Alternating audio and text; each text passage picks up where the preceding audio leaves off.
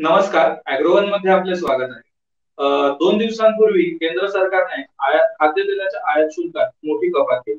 गेल्या 2 महिन्यातील ही दुसरी कपात.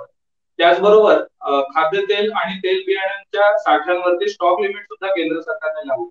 याचा एकत्रित परिणाम असा झाला की सोयाबीनचे जे वायदे आहेत आणि सोयाबीनचे जे दर आहेत ते घसरले आणि सोयाबीनची आवक सुरू होत असताना हे निर्णय घेतल्यामुळे शेतकऱ्यांना मोठ्या प्रमाणात नुकसान सहन करावे लागते.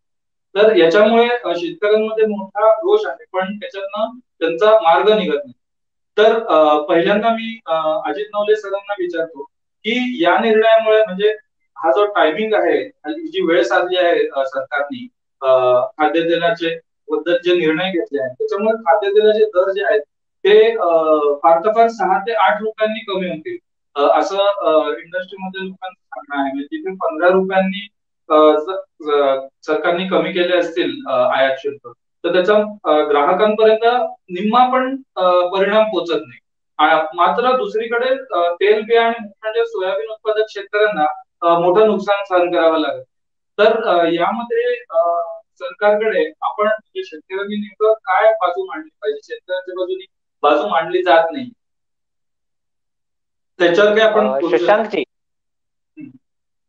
शशांकजी हा सगळा खेळ हा दबाव गटाच्या परिणामकारकतेचा आहे, लॉबिंगचा आहे. सुरुवातीला आपण बघा, ज्यावेळी पोल्ट्री उद्योगाला जे काही सोया पेंटची आवश्यकता होती, डीओसीची आवश्यकता होती, त्यावेळी पोल्ट्री उत्पादक ज्या काही बड्या कंपन्या आहेत त्यांनी प्रचंड लॉबिंग सरकारवर केलं आणि त्या लॉबिंगचा दबाव म्हणून सरकारला आयात करावी लागली. 12 लाख टन सोयाबीनचं आयात झालं.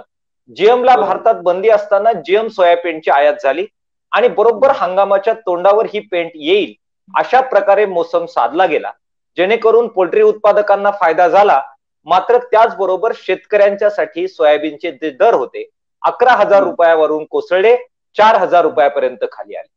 दुसरा मोठा दबावगट या देशामध्ये ग्राहकांचा आहे, तथाकथित ग्राहकांचा आहे. त्याला आता कुठेतरी तेल जे आहे, खाद्यतेल, त्याचे दर जरा वाढलेले आहेत आणि सणासुद समोर आलेली आहे, दिवाळी समोर आलेली आहे. जर हे तेलाचे दर असेच राहिले तर मोठा परिणाम मतदानाच्या रूपानं, सरकारवरच्या दबावाच्या रूपानं येईल.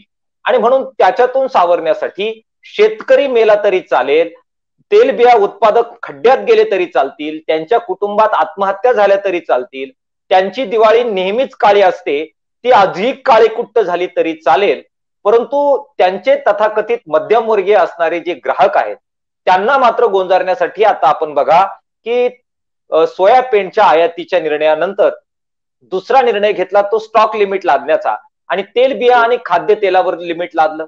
त्याचा सरळ परिणाम बाजाराच्या परसेप्शनवर झालेला आपल्याला दिसला. त्याचंही भागलं नाही, म्हणून आता आयात शुल्क कमी केलं गेलंय. आपण सांगितल्याप्रमाणे वर्षभरातील ही तिसरी आयात शुल्क कमी करण्याची वेळ आहे आणि मागच्या 2 महिन्यात ही दुसऱ्यांदा त्यांनी केलंय. आयातीच्या बद्दल आपल्याला माहिती आहे की सोया तेल जे आयात होतं, एकूण तेलाच्या आयातीमध्ये 25% वाटा हा सोया तेलाचा आहे आणि सूर्यफुलाचा 12% वाटा आहे. एकूण आपण 60% आयात करतो खाद्यतेलाची, एकूण जी आपली गरज आहे त्याच्या तुलनेमध्ये. मोठ्या प्रमाणात ही आयात अपेक्षित असताना अशा प्रकारे आयात शुल्क कमी करून आपण शेतकऱ्यांना पूर्ण नेस्तानाबूत करतो आहोत, हे बिलकुल सरकारला त्याच्याबद्दल दखल घ्यावीशी वाटत नाही. दबाव गट ज्याचा जास्त चांगला त्याचं सरकार ऐकतंय, न्यायाचा कुठेही चाड नाही. शेतकरी असंघटित आहे, त्याचा दबाव गट कमजोर आहे आणि त्यामुळे त्याला वाटेल तसं वाकवता येतं. जाती धर्माच्या नावाखाली मनामनामध्ये भिंती बांधता येतात आणि त्याच्यावर निवडणुकीचं पीक बरोबर काढता येतं.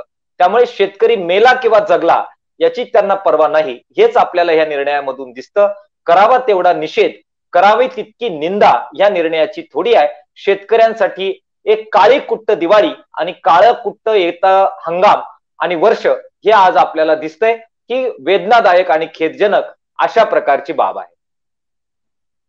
मी जावंदे सरांना आता विचारतो की म्हणजे ज्या काही लोकांशी मी बोललो तर त्यांचं असं म्हणणं होतं की भाव तर हमी भावापेक्षा जास्त आहे सोयाबीन, तर मग शेतकऱ्यांना काय अडचण?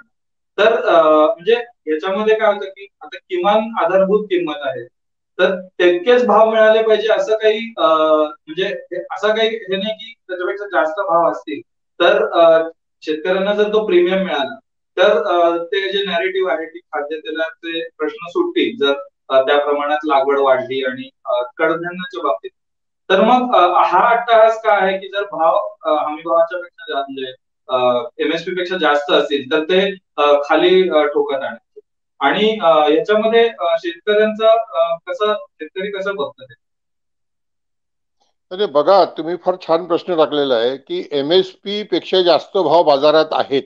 बरोबर आहे ना? मागच्या वर्षी सुद्धा एमएसपी पेक्षा जास्त सोयाबीनचे भाव होते सुरुवातीपासूनच. त्याचं कारण काय होतं? त्याचं कारण मोदी सरकारचं धोरण शेतकरी हिताचं असं नव्हतं. तर $7-8 प्रति बुशेल सोयाबीनचा भाव जो सी बॉटला अमेरिकेच्या बाजारपेठेमध्ये होता तो सुरुवातीपासून $14-15 प्रति बुशेल झाला होता आणि म्हणून एमएसपीच्या वरती भाव होते. नंतर 5,000 रुपये 5,500 रुपये भाव असताना आपल्या देशातनं 18-19 लाख टन सोयाबीनची ढेप डीओसी एक्सपोर्ट पण झाली होती. पण नंतर भाव वाढायला लागले. आता हा सगळा अभ्यास करायला पाहिजे ज्यांना शेतकरी हिताचं राजकारण अर्थकारण करायचं असे माझी विनम्र मत आहे. मला सुद्धा पूर्ण अभ्यास नाही आहे. पण जेव्हा आपण 18 लाख टन एक्सपोर्ट करून टाकलेलं होतं, देशात सोयाबीनचं उत्पादन कमी होणार अशा बातम्या यायला लागल्या आणि देशातली डीओसीची गरज भागू शकत नाही म्हणून देशात डीओसीचे भाव वाढायला लागले. देशात डीओसीचे भाव वाढायला लागले म्हणून सोयाबीनचे भाव 6,000, 7,000, 8,000, 9,000, 10,000 पर्यंत गेले. जेव्हा सोयाबीनचे भाव 5-5.5च्या वरती गेले, देशातनं डीओसी 1 क्विंटल ही निर्यात झाली नाही याची नोंद करून घ्या पहिले. नंतर डीओसी निर्यात झालेली नाही आहे. पण देशात एवढे भाव वाढल्यानंतर पोल्ट्रीचा दबाव झाला आणि पोल्ट्रीनी जीएमची सोया ढेप इम्पोर्ट करण्याची परवानगी मागितली. ती भारत सरकारने दिली नाही. जीएम म्हणून टाळत राहिले. मला याचं उत्तर सापडत नाही की भारतात जीएम सोयाबीन नसेल हो, पण जीएम कॉटन आहे ना आणि कॉटनची सगळी ढेप ही जीएम आहे आणि आम्ही सोयाबीनचं जीएम तेल खातो. अजित नवलेही खातात. मग जीएमचं तेल चालतं, मग जीएमची ढेप का नाही चालत? पण माहित नाही काय त्याच्यातलं राजकारण होतं. त्यांनी ती जीएमची ढेप येऊ दिली नाही. जून महिना आला आणि जून महिन्यात पुन्हा दबाव आला पोल्ट्रीकडनं कारण की भाव खूप वाढायला लागले. तेव्हा सोयाबीन इंडस्ट्रीवाल्यांनी भारत सरकारवर दबाव टाकला की आता जर तुम्ही जीएमची ढेप इम्पोर्ट करू दिली तर सोयाबीनचे भाव पडतील. माझं असं मत आहे की जून महिन्यामध्ये जीएमची ढेप इम्पोर्ट करू द्यायला पाहिजे होती. सोयाबीनचे भाव 6,000 रुपयावर आले असते आणि शेतकऱ्यांचा फायदा एकरी 2,000 रुपयाचा झाला असता. 120 रुपये किलोची जी बियाणे घ्यावं लागलं ते 60 रुपये त्यांना मिळालं असतं. पण नाही तेव्हा केली आणि मग आता त्यांनी पोल्ट्रीला खुश करण्याकरता तेव्हा सोया प्रोसेसरला खुश केलं. आता पोल्ट्रीवाल्यांना खुश करण्याकरता जीएमची ढेप इम्पोर्ट करण्याची परवानगी दिली 12 लाख टनाची. पण यांनी आगीत फक्त तेल टाकलं. ही ढेप इम्पोर्ट केली नसती तरी सोयाबीनचे भाव भारतात पडले असते असा माझा अभ्यास आहे. कारण जगात कुठेही $14-15 प्रति बुशेल आणि $35 प्रति क्विंटल सोया ढेप याच्यापेक्षा भाव जास्त नाही आहेत. आपण जी इम्पोर्ट करण्याचे सौदे केले आता अर्जेंटिना मधनं ते $400 प्रति टनानी केलेले आहेत. मला असं वाटतंय की याचा अभ्यास करायला पाहिजे. आता दुसरा प्रश्न, आता जे तेलावरची ड्युटी कमी केली यांनी सुद्धा सोयाबीनवर तसा फार मोठा फरक पडत नाही. कारण सोयाबीन मध्ये फक्त 18 किलो तेल निघतं. आता तुम्ही जे सांगितलं 7-8 रुपये किलोचं किंवा सरकार जे क्लेम करताय 15 रुपये किलोचं तर 300 रुपये क्विंटलचा फरक पडेल. पण जी काही मंदी आलेली आहे ती मंदी सोयाबीनच्या बाजारात आलेली आहे ती 6, 7, 8,000, 9,000 रुपये हा आर्टिफिशियल भाव होता. हा भाव जगात कुठेही नव्हता. मागच्या वर्षी $14-15 प्रति बुशेल पेक्षा जास्त भाव कुठेही नव्हते. उलट आता $2 प्रति बुशेलनी भाव जागतिक बाजारात कमी झालेले आहेत. मला असं वाटतंय की या सगळ्याच्या पाठीमागे उपभोक्त्यांचं संरक्षण हा सगळा भाग आहे. आता एमएसपी मिळते पेक्षा जास्त मिळत आहेत पण एमएसपी ही कधीही रेम्युनरेटिव्ह मानल्या गेली नव्हती. एमएसपी ही बाजारात कमीत कमी किंमत शेतकऱ्यांना अश्युरन्स दिलेलं होतं. कृषी मूल्य आयोगाची लाल बहादूर शास्त्रींनी स्थापना केली तेव्हापासून, की तुम्ही कितीही उत्पादन करा, याच्यापेक्षा कमी बाजारात भाव झाले तर सरकार विकत घ्यायला येईल. मी पुन्हा एकदा सांगतो सगळ्यांच्या माहिती करता, की एमएसपी ही व्यापाऱ्यांची जबाबदारी नाही, एमएसपी ही सरकारची जबाबदारी आहे. हे आपण समजून घेतलं पाहिजे. जर एमएसपीचा कायदा केला आणि व्यापाऱ्यांनी कमी भावात घेतलं तर त्याला तुरुंगात तर कोणी व्यापारी बाजारातच येणार नाही. MSP is a responsibility of the state, not trader. म्हणून मला काय वाटतं, आमच्या देशामध्ये आज एमएसपीचं महत्व का आलेलं आहे, कारण बाजारात एमएसपी सुद्धा मिळत नव्हती. 3 वर्षापूर्वी मनसोरला शेतकऱ्यांनी आंदोलन केलं सोयाबीनच्या भावाकरता, कारण एमएसपी नव्हती. 5 आमचे शेतकरी हुतात्मा झाले. शिवराज सिंग चौहानांना तिथे भावांतर योजना लागू करावी लागली, त्यात मध्य प्रदेशचं दिवाळ निघालं, ती योजना मागे गेली. म्हणून मला काय वाटतं की आता जे काही सुरू आहे हे उत्तर प्रदेशमध्ये, पंजाबमध्ये ज्या निवडणुका आहेत त्याला लक्ष केंद्रित करून स्वस्ताई निर्माण करण्याची गोष्ट सुरू आहे. महागाई 180 रुपये किलो तेल महाग कसं काय हो? 50 रुपयाचं डिझेल आणि पेट्रोल जर 100 रुपयाच्या वरती जातं तर मग 200 रुपये लिटर तेल झालं तर कसं काय महाग आहे ते हो? म्हणजे महागाईची व्याख्या कोणी करत नाही. सगळ्या राजकीय पक्षांनी महागाईची व्याख्या करायला पाहिजे ना.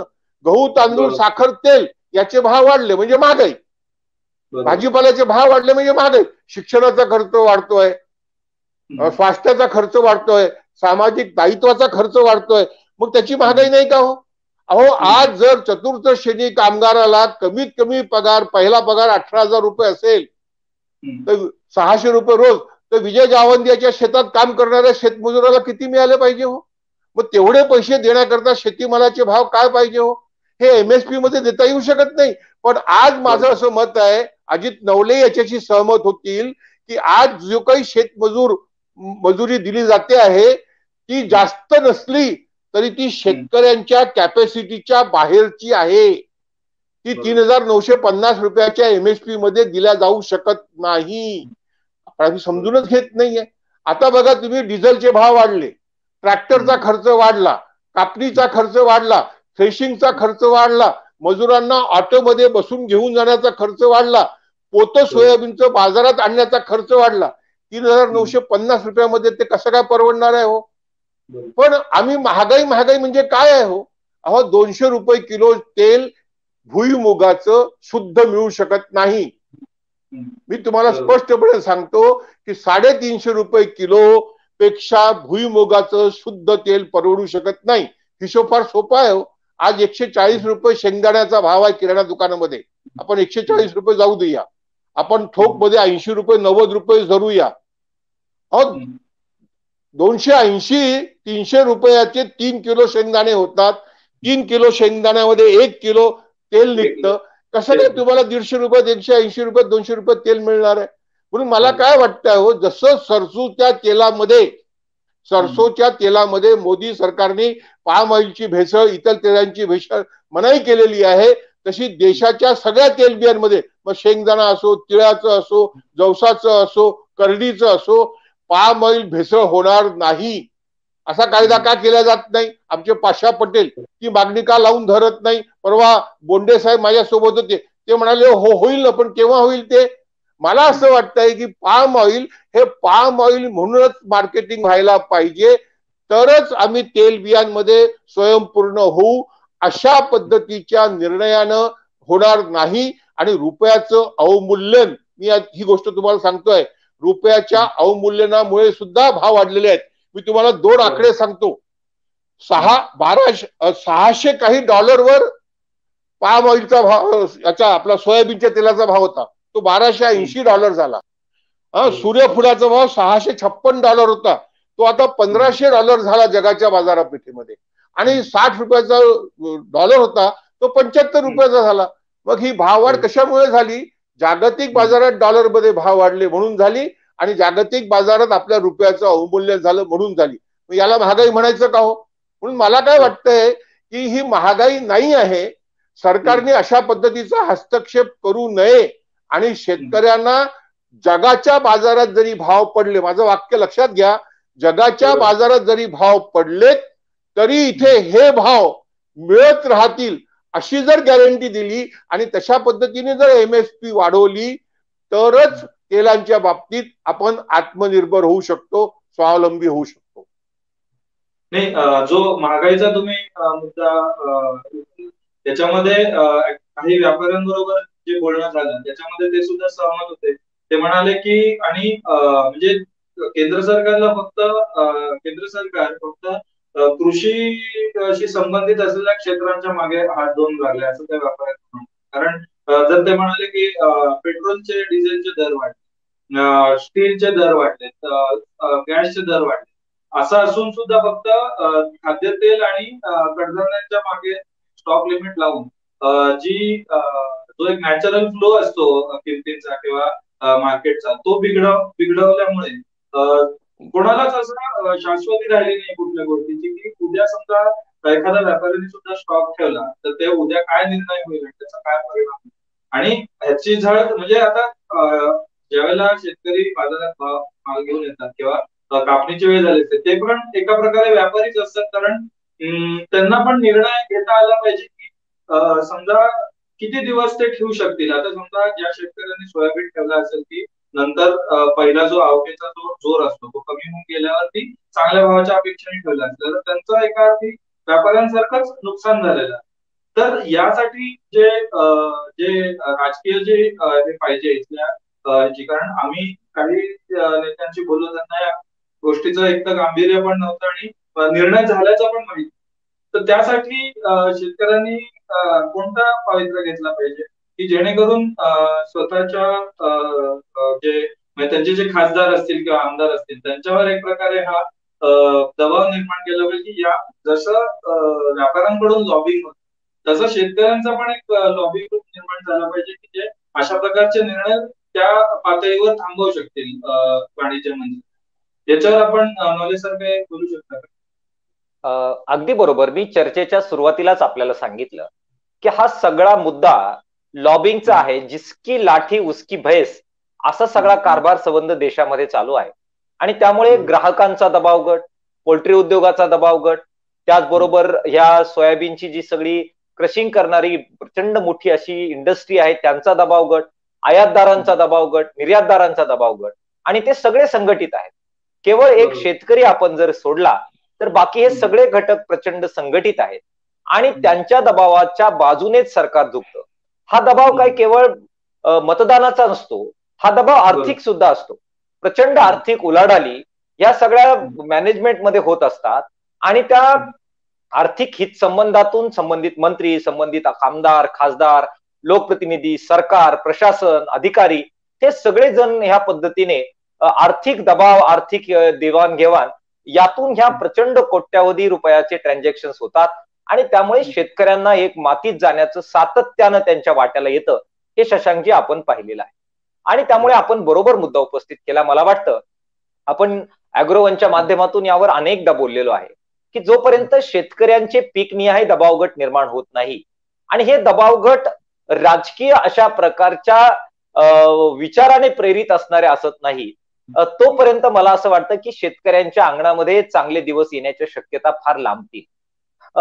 आज आपण सोयाबीनचा पट्टा आपण बघा, मोठ्या प्रमाणामध्ये सोयाबीन मराठवाड्यामध्ये, विदर्भामध्ये घेण्यात येतं. कोरडवाहू पट्ट्यात सोयाबीन मोठ्या प्रमाणात घेण्यात येतं, जिथे शेतकऱ्यांच्या मोठ्या प्रमाणात आत्महत्या होत आहेत. आज कापसानंतर सर्वात मोठं खरीपाचं पीक हे आपल्याला सोयाबीन दिसतं. मग सोयाबीन उत्पादकांची जर लॉबी प्रचंड असेल आणि त्या ठिकाणचे खासदार, त्या ठिकाणचे आमदार यांच्यावर एक पॉझिटिव्ह दबाव की खबरदार जर तुम्ही आमच्या हिताच्या विरोधात काम कराल तर मतदानाच्या रूपानं आम्ही तुम्हाला लोकशाही चौकटीमध्ये जागा दाखवल्याशिवाय राहणार नाही. आणि केंद्र सरकार जर आज भाजपचं असेल आणि केंद्र सरकार सोयाबीन आयात करणार असेल, केंद्र सरकार आयातला प्रोत्साहन देणार असेल, इम्पोर्ट ड्युटी कमी करणार असेल, स्टॉक लिमिट लागू करणार असेल आणि एन प्रमाणे सोयाबीन उत्पादकांचं उत्पादन घटेल, एकीकडे बात करायची शेतकऱ्यांचं उत्पन्न वाढवण्याची आणि दुसरीकडे मात्र उत्पन्न घटेल, अशा प्रकारचे तुम्ही निर्णय करणार असाल तर आपल्या भागातील त्या संबंधित पक्षाच्या खासदाराला आम्ही सोयाबीन उत्पादक म्हणून मतदान करणार नाही, किंबहुना त्याच्या कोणत्याही सामाजिक आणि सक्रिय अशा प्रकारच्या उपक्रमांमध्ये आम्ही सहभाग घेणार नाही, एक प्रकारचा असहकार आम्ही पुकारू, असा निर्णय जर सोयाबीन उत्पादक शेतकऱ्यांनी घेतला तर मला असं वाटतं की लाजे काजे आणि त्यांच्या हितासाठी तरी त्यांना अशा प्रकारे जागरूक राहावं लागेल. आपण रिपोर्टिंग करताना बरोबर सांगितलं की ह्या अनेक टिकोजीराव जे निवडून गेलेले आहेत, खासदार आहेत, मंत्री आहेत, त्यांना सोयाबीनचे दर पाडण्याची कारण तुम्ही विचारा, त्यांना ते सांगता येणार नाही. त्यांना तुम्ही कापसाचं काय वाटोळं झालंय त्याच्याबद्दल विचारा, त्यांना सांगता नाही येणार. आमच्याकडे दूध पट्टा आहे, दूध पट्ट्याच्या बद्दल आम्हाला अशा प्रकारचा दुग्ध विकास मंत्री दिलाय जो विदर्भामध्ये राहतो, त्याच्या घरी गाय असण्याची शक्यता मला वाटत नाही. ती गायी कशी पिळतात, त्याचं दूध कसं काढतात याची मला वाटतं त्याला काही ज्ञान असण्याची शक्यता नाही. अशा प्रकारे हे लोकप्रतिनिधी जे शेतीपासून तुटलेले आहेत त्यांच्यावर शेतकऱ्यांचा काहीही दबाव नाही.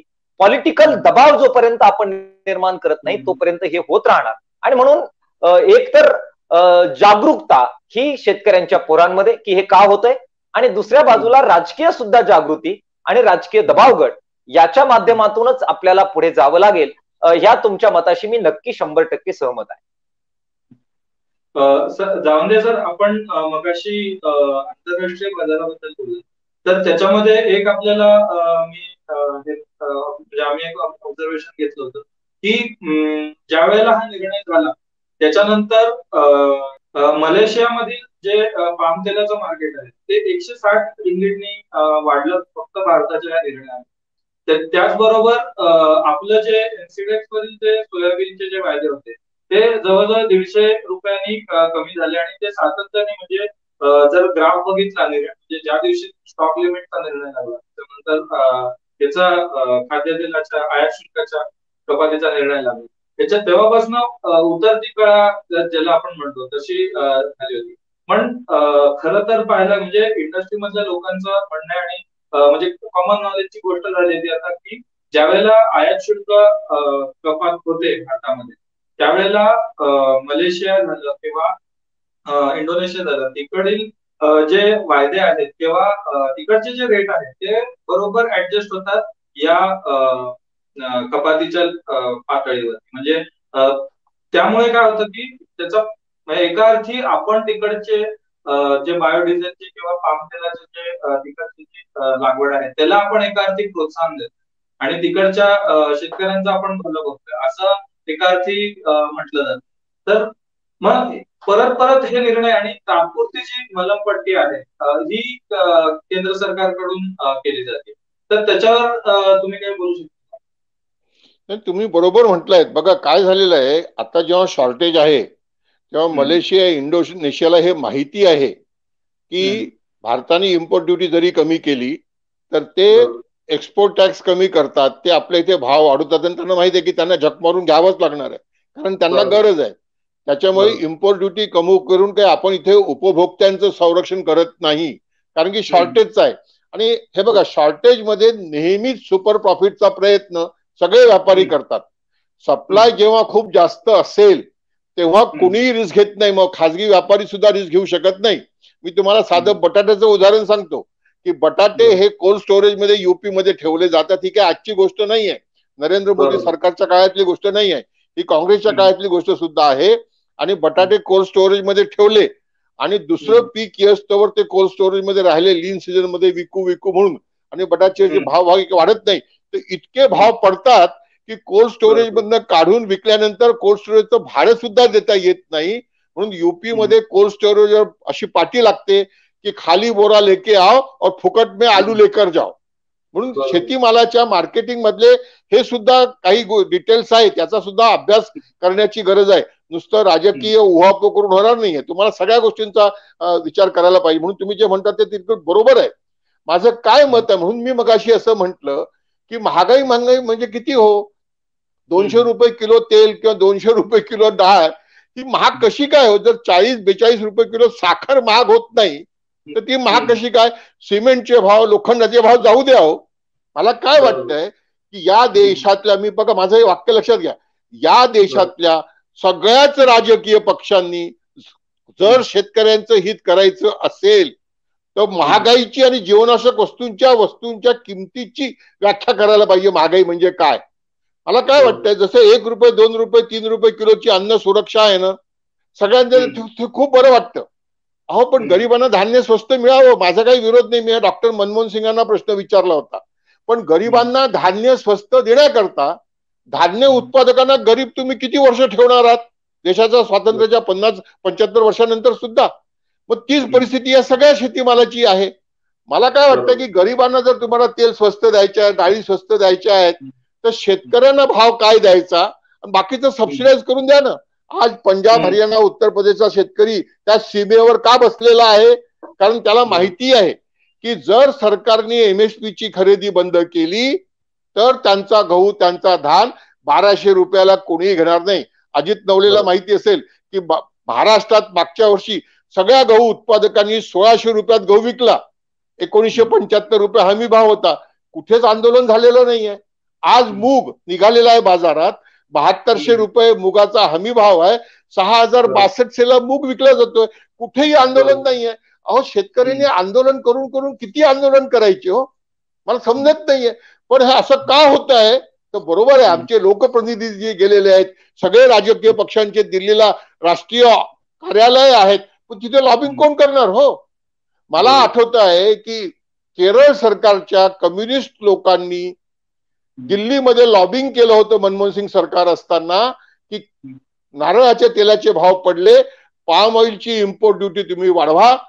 त्यांना उत्तर दिलं गेलं होतं की जर पाम ऑइलची इम्पोर्ट ड्युटी वाढवलं आणि तेलाचे भाव वाढले तर मग महागाईच्या नावाने बोंब करत तुम्हीच येता आमच्याकडे. मग मला असं वाटतंय की या ट्रायंगल मधनं बाहेर निघाल्याशिवाय काही उत्तर नाही.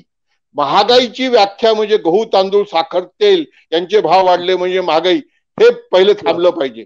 आज बरं आहे की आज व्यापारी लोक सुद्धा बोलायला लागलेत की तुम्ही अशा पद्धतीने जर भाव पडणार असाल तर शेतकऱ्याला भाव मिळणार नाही. कारण त्या व्यापाऱ्यांच्या सुद्धा लक्षात आलेलं आहे सोया प्रोसेसरनी का दबाव टाकला जून महिन्यामध्ये सरकारवर. कारण की तेव्हा जर 6000 रुपये क्विंटल सोयाबीनचे भाव झाले असते तर सोयाबीनचा पेरा कमी झाला असता.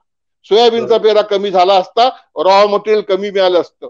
कोट्यावधी रुपये इन्व्हेस्ट करून ठेवल्या प्रोसेसिंग इंडस्ट्रीमध्ये, ती सगळी इंडस्ट्री डिफंक झाली असती. म्हणून मला काय वाटतंय की आज खरी वेळ आलेली आहे रुपयाचं अवमूल्यन. देशामध्ये मनी सप्लाय जो वाढलेला आहे तो, आणि देशामध्ये एका वर्गाची जी क्रय शक्ती वाढलेली आहे ती, या तुलनेमध्ये तुम्ही जर गरिबांना गरीबच ठेवण्याचं राजकारण आणि अर्थकारण करणार असाल तर मुळात जाऊन तुम्ही प्रश्न सोडवत नाहीये. आणि जागतिक बाजार आपण म्हणूया, आज जागतिक बाजारात भाव का वाढले हो? सोयाबीनचं पीक ब्राझीलमध्ये बुडालं, साखरेचं पीक, उसाचं पीक ब्राझीलमध्ये बुडालं, म्हणून 22 रुपये किलोची साखर आज 32-34 रुपये झालेली आहे जागतिक बाजारामध्ये. सोयाबीनचे भाव दुप्पट झाले. आज कापसामध्ये तेजी काय आहे हो? 7000 रुपये क्विंटल कापूस का खपतोय? मोदींच्या 3 कायद्यांमुळे नाही खपत आहे. अहो 70-80 सेंट एक पाऊंड रुईचा भाव जो जगाच्या बाजारात 2 वर्षापूर्वी होता तो आज $1.15 इतका वाढलेला आहे. सरकीचे भाव 3000 रुपये क्विंटल आहे, कारण सरकीची ढेप महाग आहे आणि तेलाचे भाव थोडेसे वाढलेत. हे सगळं जर तुम्हाला आम्हाला कळायला वेळ लागतो, सर्वसामान्य शेतकऱ्याला कसं काय कळणार आहे हो हे? आणि उद्या जर जागतिक बाजारात भाव पडले तर मग हे भाव मिळतील का? मग हे भाव मिळणार नाही तर मग शेतकऱ्यांचं भलं कसं होणार आहे? मग तुम्ही सांगणार की जागतिक बाजारातच भाव नाही. मला असं वाटतंय की जागतिक बाजार, WTOचा विरोध का केला हो आपण? कारण WTO मध्ये सबसिडी कमी करण्याची जी तरतूद होती श्रीमंत देशातल्या शेतकऱ्यांची, ती कुठे झालेली आहे हो? अमेरिका आणि चीनच्या व्यापार युद्धाचं तुम्हाला उदाहरण देतो इथे, म्हणजे सोयाबीनच्या भावाचं राजकारण लक्षात येईल की अमेरिका आणि चीनचं व्यापार युद्ध सुरू झालं तेव्हा चीननी अमेरिकेच्या सोयाबीनवर 25% इम्पोर्ट ड्युटी लावली. त्यांनी इम्पोर्ट ड्युटी लावल्याबरोबर ट्रम्प सरकारने काय केलं? $12 बिलियन सबसिडी जाहीर केली अमेरिकेच्या सोयाबीन उत्पादक शेतकऱ्यांना मदत करण्याकरता, एक्सपोर्ट करण्याकरता. दुसऱ्या वर्षी $16 बिलियन आणि निवडणुकीच्या वर्षी $19 बिलियन, हे त्यांनी आपल्या निवडणुकीच्या भाषणात म्हटलं. भारतातला कोणता राजकीय पक्ष आहे की जो सरकारची तिजोरी अशा पद्धतीने शेतकऱ्यांकरता खर्च करा म्हणून आग्रह करतो? मला असं वाटतंय जर अमेरिका तिजोरी घेऊन आपल्या शेतकऱ्यांच्या सोबत उभा राहतो तर भारताच्या शेतकऱ्याच्या सोबत सरकारची तिजोरी आहे कुठे हो? अहो 6000 रुपये PM किसान सन्मान निधी, 10 कोटी शेतकऱ्यांकरता 60,000 कोटी रुपये त्याचे ढोल किती वाजवल्या जातात आहेत हो. आणि 7व्या वेतन आयोगाचा दरवर्षीचा केंद्र सरकारचा बोजा 1,00,000 कोटीचा आहे, 1 कोटी कर्मचाऱ्यांकरता.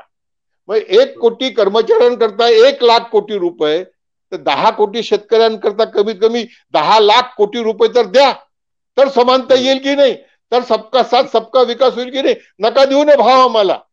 आणि म्हणून मी अत्यंत नम्रपणे सांगतो की तेलगू रयत बंधू योजना तेलंगणाची, याचा नवलेंच्या पार्टीने सुद्धा गंभीरपणे विचार करावा की तिथे जे 5,000 रुपये खरीपाला आणि 5,000 रुपये रब्बीला दिले जातात, जमिनीची मर्यादा नाही.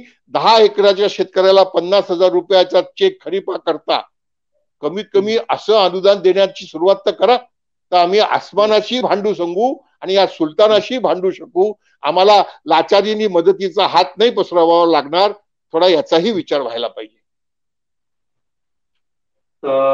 सर, आता मला एक शेवटचा प्रश्न असा विचारायचा होता की म्हणजे पाम तेलाच्या बाबतीत केंद्र सरकारने जे धोरण आणलेलं होतं की पाम तेलाच्या लागवडीला प्रोत्साहन द्यायचं, तर त्याच्यातनं म्हणजे ते त्याला समजा चालना मिळाली तर त्याचा हा प्रश्न, आयातीचा प्रश्न सोडवण्यासाठी काही मदत होऊ शकते का?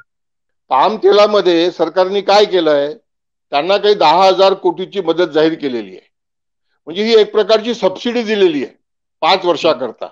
नंतर पाम तेलामध्ये त्यांनी प्राइस ॲश्युरन्स म्हटलेलं आहे. जागतिक बाजारात जर फ्लक्च्युएशन झालं तर त्या प्रमाणात त्या उत्पादकांना दिलं जाईल. मग तुम्ही पाम तेलाला प्राइस ॲश्युरन्स देता, जागतिक बाजाराच्या मंदीमध्ये सुद्धा तुम्ही संरक्षण करता. मग जागतिक बाजाराच्या तेलाच्या मंदीमध्ये भारतातल्या इतर तेलबियांना संरक्षण का देत नाही? त्यांना प्राइस ॲश्युरन्स का देत नाही? जसं आज जगाच्या बाजारात जर $1,300 प्रति टन भाव आहेत, तर त्याच्यापेक्षा कमी भाव झाले तर $1,300 प्रमाणे तुम्हाला आम्ही संरक्षण देऊ असं का नाही सांगितलं जात? आणि पाम तेलाचं सुद्धा किती उत्पादन वाढणार आहे हो. आणि पाम तेलाचं उत्पादन हे एन्व्हायरमेंटल फ्रेंडली सुद्धा नाही. तो गरीब शेतकरी करू शकणार नाही. तिथे मोठमोठे प्लेयर येतील, ते मोठमोठे प्लेयर ते उत्पादन करतील आणि त्यांच्या प्रोसेसिंग इंडस्ट्री करता सुद्धा सबसिडी आहे. माझं विनम्र मत आहे की देशाच्या तेलबिया उत्पादनाकरता शेंगदाणा, तीळ, करडी, जवस याच्याकरता सबसिडी दिली पाहिजे. आणि याचं तेल काढण्याकरता सॉल्व्हंट एक्स्ट्रॅक्शन प्लांटची गरज नाही. 5 हॉर्स पॉवर 10 हॉर्स पॉवरचे एक्सपेलर लावून तेल काढल्या जाऊ शकतं गावागावात. त्याला सबसिडी द्या. त्या लहान लहान ऑइल मिल करता. अहो, तरुणांचा रोजगार वाढेल, गावात ढेप उपलब्ध होईल, अॅनिमल हजबंडरी तयार होईल, ही चेन तयार होईल ना. 1,00,000 कोटीचं जर आम्ही तेल आयात करतो, तर 1,00,000 कोटी रुपये जर तुम्ही ग्रामीण भारतात दिले तर केवढा मोठा परिणाम होईल हो. पण एवढंच आहे की शुद्ध तेल खाण्याकरता मग मानसिकता ही जास्त किंमत देण्याची असावी. ज्यांना नाही परवडत त्यांनी 1 किलो शुद्ध शेंगदाण्याचं तेल 350 रुपयाला घ्यावं आणि 1 किलो पाम तेल हे 150 रुपयाला घ्यावं. त्याची भेसळ घरात करावी ना. पण बाजारात सगळंच तेल भेसळयुक्त कशा करता हो? मला याचं उत्तर सापडत नाही हो. मी लिहून लिहून थकलो, बोलून बोलून थकलो आहे हो. पण आमचे नितीन गडकरी साहेब सुद्धा याच्याकडे लक्ष देत नाही. पाशा पटेल त्यांना समजून सांगण्यामध्ये कमी पडतात की काय.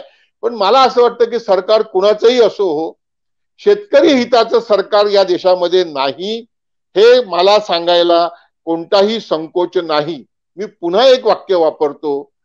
या देशामध्ये 75% लोकांजवळ 2 वेळचं जेवण विकत घेण्याची क्रयशक्ती नाही आहे हो. त्या देशामध्ये मार्केट इकॉनॉमीमध्ये शेतीमालाला योग्य भाव मिळेल हे म्हणणं कोणत्या अर्थशास्त्रात बसतं हे मला कोणीतरी समजून सांगावं. नाही बसू शकत. आणि त्याच्याकरता ज्या देशामध्ये 75% लोकांजवळ 2 वेळचं जेवण विकत घेण्याची क्रयशक्ती नाही आहे, त्या देशामध्ये अस्मानी आणि सुलतानी संकटाचा सामना करणाऱ्या शेतकऱ्यांकरता, शेतमजुरांकरता सरकारची तिजोरी ही मदतीची असलीच पाहिजे. त्याच्याशिवाय शेतकऱ्यांचा, शेतमजुरांचा, ग्रामीण अर्थव्यवस्थेचा प्रश्न सुटू शकत नाही असं माझं विनम्र मत आहे. आपण जो प्रश्न विचारला, मला वाटतं विजय जावंदिया सरांनी त्याच्याबद्दलची माहिती दिली. मी एकच मुद्दा त्यात ऍड करतो. आपण जरा यादी काढून बघा की कोण इच्छुक आहे पाम तेलाच्या बाबत हस्तक्षेप करण्यासाठी आणि पाम तेलाची ती झाडं आणि बाकी सगळी इंडस्ट्री टाकण्यासाठी. बड्या बड्या उद्योगपतींची आणि या देशामधल्या बड्या भाजपच्या जवळ असणाऱ्या लोकांची यादीच तुम्हाला समोर येईल.